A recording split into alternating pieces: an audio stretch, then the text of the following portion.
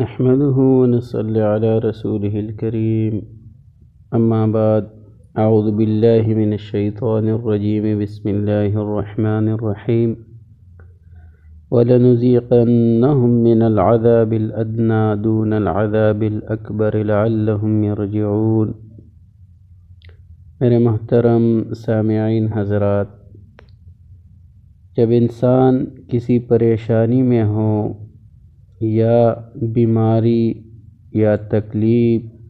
یا تنگ دستی یا قرض کی پریشانی، بے روزگاری کی پریشانی یا گھر کی طرف سے پریشانی ہوں، تو میرے محترم سامعین، اس قسم کی جتنی پریشانیاں ہیں جو انسان کو دنیا میں پیش آتی ہے، یہ دو قسم پر ہے۔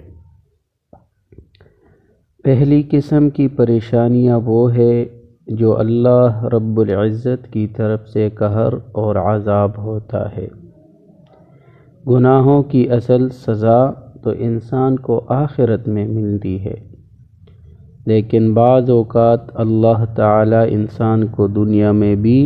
عذاب کا مزہ چکھا دیتا ہے۔ جیسے میں نے آیت پڑھ کے آپ کو سنائی،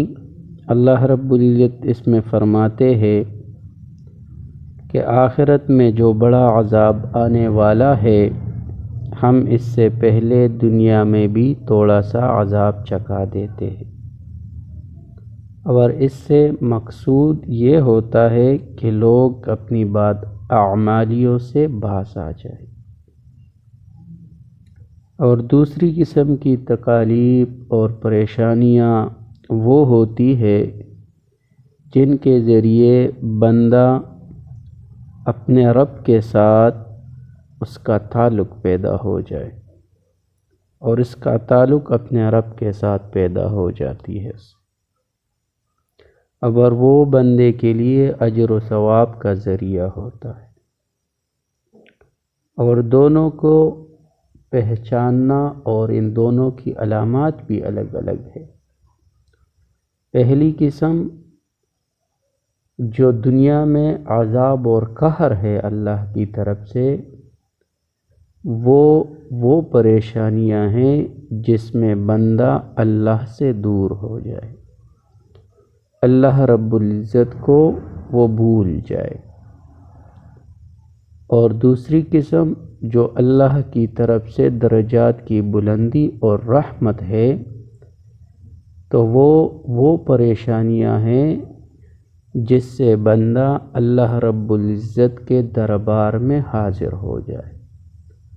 اور اپنی عاجزی کا اظہار کرے، اور اپنے پر آئی ہوئی مصیبتوں میں اللہ رب العزت کے سامنے صبر کا اظہار کرے، دل میں کسی قسم کا وہ شکوے وہ نہ کرے، تقدیر پر راضی ہو جائے۔ تو یہ دونوں قسم کی جو پریشانیاں ہیں، ایک تو اللہ کی طرف سے قہر اور عذاب ہے، دوسری اللہ کی طرف سے رحمت ہے۔